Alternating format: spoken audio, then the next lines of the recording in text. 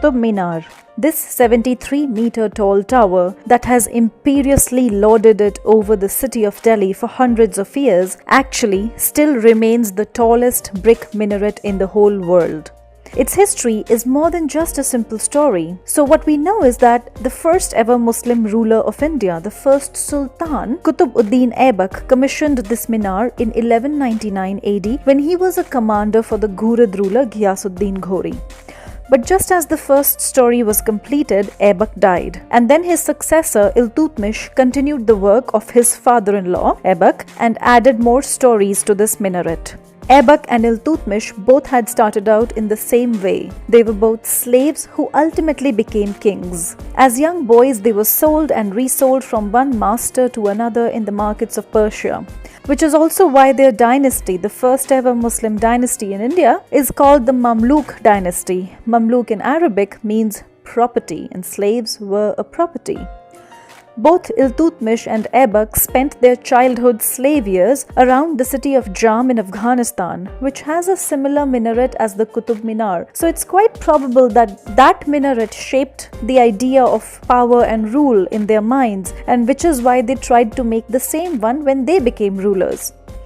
But the Qutub Minar could not possibly have brought the joy that it brings to its visitors now, back when it was built to the natives of Delhi. Because back then, coming of the Ghurids to Delhi was the biggest ever power shift people had witnessed. The Ghurids had defeated the Rajputs and established the first ever Muslim rule in Delhi. Imagine the confusion and the horror of the people of Delhi. But history is always written by winners.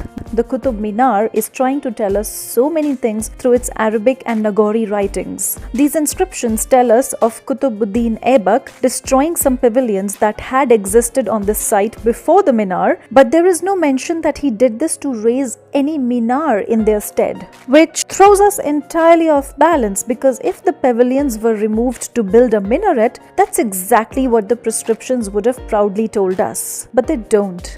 From these writings, we know that there definitely were Hindu temples that were reshaped, remodeled in some way. Looking at the inscriptions, we don't even find any mention of Qutb-ud-din Aibak himself either, except just one actually. On the contrary, we find more references to this minar being a dedication by Iltutmish, Qutb-ud-din Aibak's successor, to the Muslim saint Qutb-ud-din Bakhtiyar Kaki. So this monument might just have been for him, which kinda makes sense because right alongside the Qutub Minar was commissioned a mosque which became the first ever mosque of northern India, the Quwwat-ul-Islam Mosque. And the idea is that this minar was supposed to be used by the muezzin for the azan call, except that the Qutub Minar is 5 stories tall. It has 379 steps, which is a nightmarish prospect for any old muezzin to climb 5 stories a day, 5 times, and scream out an azan which nobody on the ground would be able to hear, let alone in the neighborhood. And would it really be okay for a place with such a religious purpose to still allow remnants of the previous Hindu religious structures, like these lotuses, these kalashes, these temple bells, to stay when they could just as easily have been smashed and removed like many others clearly were? Another evidence suggests that Qutub does not come from Qutb-ud-din Aibak's name or the saint's name, but that in Arabic it actually means astronomy. This leads us to the fact that Mehroli comes from the Sanskrit word Mihir Avali, coming from the time when Varaha Mihira, the astronomer under King Vikramaditya, lived in this region around 4th century BC and had a tall tower for astronomical study surrounded by 27 pavilions for the 27 constellations of the Hindu zodiac. In Tarikh-e-Alai, the records of Alauddin Khilji's work left by his contemporary Amir Khusro, bless him, tells us of Khilji erecting this Alai Darwaza right here, and also of having ambitions to raise a rival minaret taller than the Qutub Minar itself. Of course, that never happened because Khilji commissioned the work in 1311 and died in 1316 when the work stopped. So now you just see this one sitting right there, awkwardly, the first story. I guess we'll never completely know the history of the Qutub Minar, and that's because records are lost. History does not happen in a clear linear pattern, and sadly it is written by winners, rewritten by the ones who win next, or manipulated by the ones who couldn't get to write them in the first place.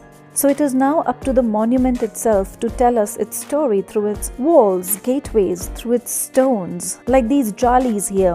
When you look at these star and hexagonal patterns, you realize they're trying to tell us something. You realize there is a continuity in them, as in there's no beginning and an end, which represents the idea of infinity, God. And then if you look at these tiny ball-like motifs on top of the dome of Imam Zameen's tomb and the Alai Darwaza, they remind of the amla motifs which have been used in Khajuraho temples. These actually are the gooseberries, the gooseberry idea, which is very sacred to the Hindus.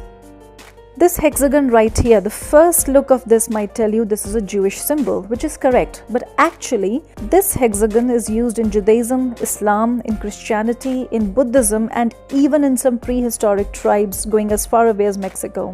In Hinduism, this means Shiv Shakti, which is a union of masculine and feminine energies representing cosmic creation. In Islam, this is the Star of David and the Seal of Solomon. In other philosophies, the very same star represents the union of man and God, leaving us much to ponder about. When man disrupts history, it is up to these silent stones to whisper the best stories, and the Qutub Minar seems to be doing a pretty enchanting job of it.